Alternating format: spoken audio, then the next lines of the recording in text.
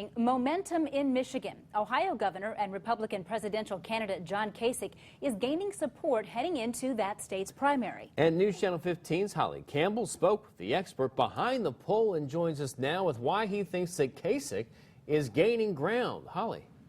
In a Monmouth University poll released today, Donald Trump was the clear frontrunner. But it's John Kasich's jump in the polls that caught the attention of the polls director. He says the Ohio governor's strategy is really starting to work. Kasich hasn't won a primary. He has come in second in 3 states.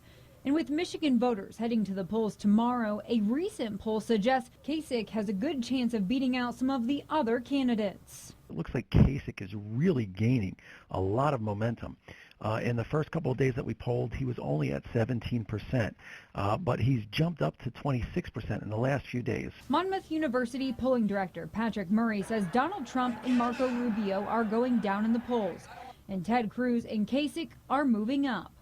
Kasich's jump could be in part because Murray says the Ohio governor is sticking to his strategy, heading into an industrial state like his own. John Kasich just stood out there all by himself, not part of the fray. This kind of John Kasich lane, like there's nobody else occupying this particular part of the electorate, and I'm just going to hang out here until you guys notice me, is actually starting to work. A strategy that could pay off heading into Michigan's primary. I think it's going to be a fairly good day for Kasich. He could come in a strong second or even potentially nip by Trump for first place in Michigan. It's a race Murray says he will be watching closely. It was the one thing that really jumped out of all the things that we're doing in this poll, is that there does seem to be some Kasich momentum.